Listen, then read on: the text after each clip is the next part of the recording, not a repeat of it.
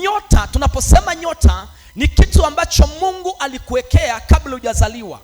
Ni kitu ambacho kabla hujaja kwenye tumbo la mama, mbingu zilipanga uje duniani, na walipopanga uje duniani, maandiko yanadhibitisha kwamba binadamu kuna kitu amewekewa ndani.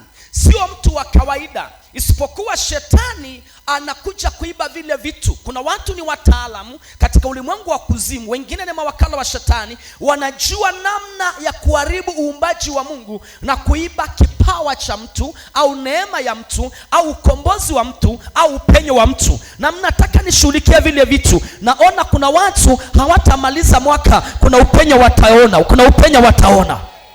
Hebu sema, lazima waache upenyo wangu.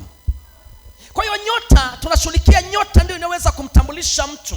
Nyota ndio maisha ya mtu. Nyota ndio heshima ya mtu. Kitabu kile cha Isaya 42 mstari ule wa 7 anasema hivi: kuwatoa gerezani waliofungwa, walioketi gizani katika vyumba vya kufungwa. Mungu alikuwa anaongea kwa kinywa cha nabii Isaya akisema nitawatoa. Halafu anasema nitafungua macho yao. Nitafungua macho ya vipofu, nitafungua macho ya viziwi, watasikia na wataona. Kuna macho Mungu akikupa utaona kazi. Kuna macho Mungu akikupa utaona wokovu ulionao ni wokovu wa baraka. Kuna macho Mungu akikupa utatambua maadui wakija, Mungu anakuambia pita hivi. Leo nataka nitangaze, macho yako ya ndani yarudishwe. Kabla hawajakukamata watakuwa wamekamatwa. Mungu anasema kuwatoa kwenye magereza waliofungwa na katika vyumba vilivyofungwa. Maana yake kwenye ulimwengu wa roho kuna vyumba unaweza ukafungwa. Kwenye ulimwengu wa roho kuna mashimo unaweza kuwekwa. Kwenye ulimwengu wa roho kuna majeneza unaweza kutengenezewa. Kwenye ulimwengu wa roho unaweza kuibiwa. Nami nataka nitangaze kama mtumishi wa Bwana, kila aliyeibiwa lazima atarejeshwa. Lazima kipawa chake kirejeshwe. Piga kelele, sema lazima kipawa kirejeshwe. Hivi naongea na watu wanaonielewa mahali hapa? Sema amen. Nyota inaweza kutekwa. Nyota inaweza kuibiwa, kuwekwa gizani au kuchafuliwa, au ikawekwa vyumba vya siri, chooni, kuzimu, kwa waganga ikauzwa. Hata wachawi wakazika mahali fulani, au wakauziwa wachawi au waganga, au ikizikwa au ikawekwa ndani ya nyoka au mbwa.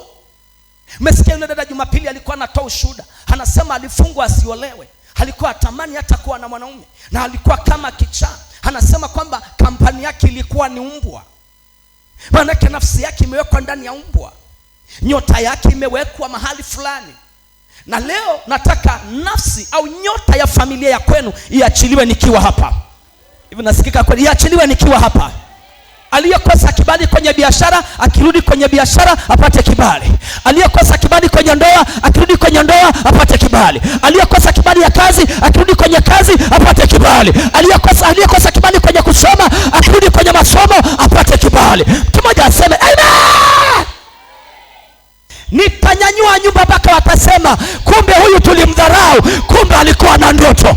Yule aliyedharauliwa ndiye atakayenyanyuliwa. Yule aliyekataliwa ndiye atakayeweka kitu cha maana kwenye familia. Wananielewa jamani mahali hapa? Kabla sijasema habari ya nyota, nikueleze maana yake kwa undani. Nataka nisema hakuna mtu aliyezaliwa kwa bahati mbaya duniani.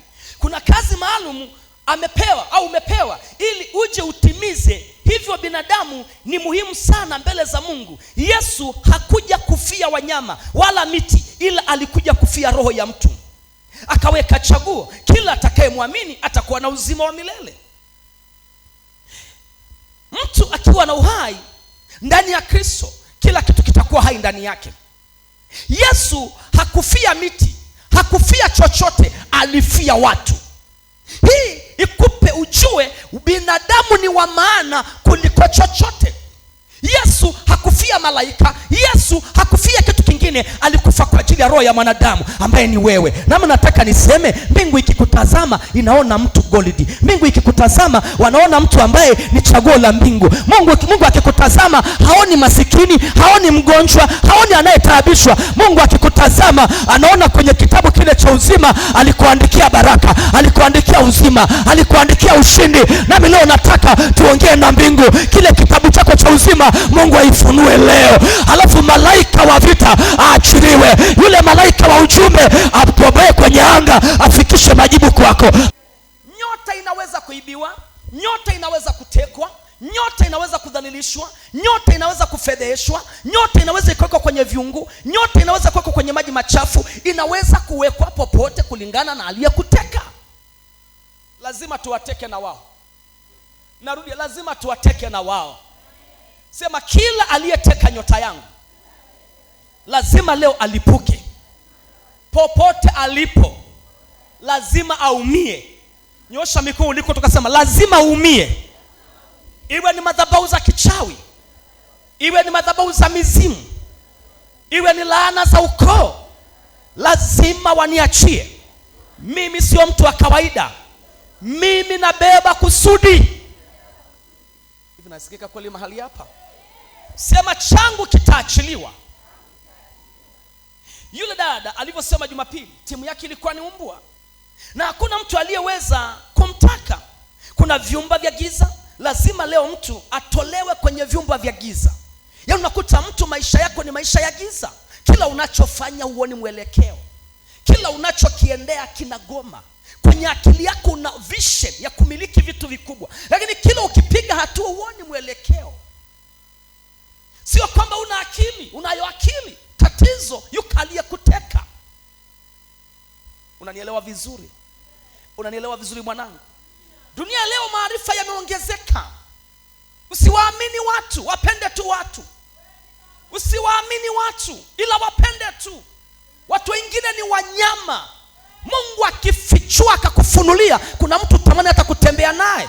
Kuna mtu anakuchekea lakini ndiye anayekumaliza. Aishivyo Bwana, nitawafichua ndani ya kanisa, nitawafichua nje ya kanisa, nitawafichua kwenye familia. Nyosha mikono, sema moto unakuja. Sema moto unakuja. Sema moto unaenda. Hivi una imani jamani? Una imani tukiwa hapa kuna vitu vitafanyika ulikotoka? Una imani tukiwa hapa kuna vitu vinadondoka tulikotoka? Nyosha mikono, sema kila aliyesimama mbele yangu adondoke nikiwa hapa, ayayuke nikiwa hapa. Sitakufa, nitatimiza kusudi. Mungu hajakuleta duniani uwe msindikizaji. Yaani katika wanaofanikiwa wewe ni msindikizaji, wenye kazi wewe ni msindikizaji, wenye nyumba unasindikiza, kwenye biashara unasindikiza. Hata kama una biashara jina, hata kama una nyumba jina, hata kama una afya jina. Chochote ulicho nacho ni kwa jina tu. Yaani wewe unasindikiza tu. Ninakataa hujazaliwa uwe msindikizaji. Umezaliwa uwe miongoni watakao miliki, watakao kuwa faida kwenye familia mahali fulani. Hebu sema nakataa kusindikiza. Naeleweka kweli mahali hapa? Naeleweka kweli mahali hapa? Kabla sijasema zaidi juu ya nyota, ni vizuri ujue kuwa kila mtu aliyezaliwa hajazaliwa kwa bahati mbaya. Sema amina. Hajazaliwa kwa? Sema sijazaliwa kwa bahati mbaya.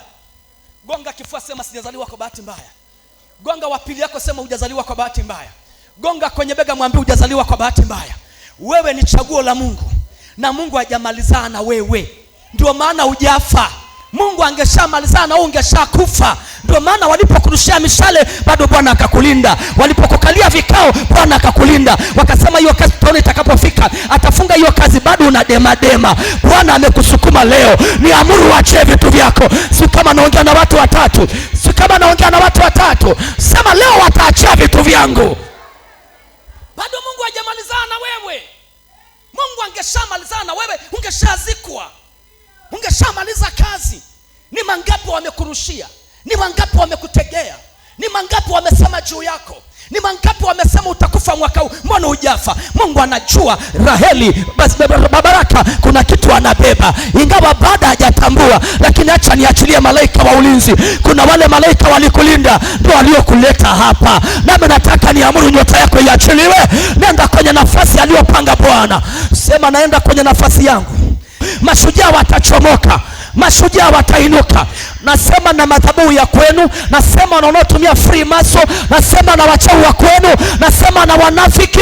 Wataisoma namba safari hii. Kwenye ibada hii moto utawaka walikotoka. Sema fire, sema fire, sema fire. Nyosha mikono ulikotoka, sema fire. Tamka kutoka, sema fire. Sema mliokaa getini, mliokaa kwenye ardhi, fire. Sema yeyote yule, hata kama ni rafiki, hata kama ni ndugu, aliyevaliwa na roho ya shetani anizuie mimi. Saa imefika, dakika zimefika, familia ya kwetu ichipuke, familia ya kwetu tuinuke, na atakayesababisha sema ni mimi. Sema amina kama unabarikiwa. Ukiwa na uhai wa Kristo, Yesu alitufia, na kwa kifo chake sisi tumesamehewa, sisi tumehesabiwa haki, sisi tumekuwa watu wa miliki yake Mungu. Kwa kifo chake tunastahili kumshinda adui wa msalaba usiku na mchana. Shetani hajawahi kulishinda kanisa. Shetani hajawahi kumshinda mteule yeyote anayemtegemea Mungu. Ndio maana waambia wanaopambana na wewe hawajui siri ya nguvu zako, wapambane na wewe kwa jicho lingine. Anayepambana na wewe ameshindwa, ndio maana hajakuwa mpaka sasa. Mungu amekuleta kwa Elisha, leo naingiza power ndani yako, naingiza nguvu ndani yako. Watadondoka kwa migongo, watalia na kusaga meno. Natamka shujaa moja, pokea mafuta ya kuwashinda. Sema amina kama unabarikiwa. Hujazaliwa kwa bahati mbaya. Kwa kifupi tu, hakuna binadamu aliyeandikiwa kuwa mtu wa mateso. Sema sijaandikiwa kuwa wa mateso. Angalia basi mwenzako kwenye sura, mwambie sura, umejikunja kama aliyekula limao. Na wakati mwingine wanafiki wanakuumiza, na unajua wanavyokuumiza. Maana ngoja nikwambie kitu kabla siendelea. Mtu anayekuletea ripoti ya familia yako, ya mume wako, ya mke wako, mwambie koma na usiniletee tena. Kwa nini akuletee? Anakuletea kufuge moyo wako. Mwambie kuanzia sasa koma. Mimi si wa kuletea unafiki, mimi si wa kuletea ombea. Tembea na maono yako, tembea na kile Bwana alichoweka ndani yako.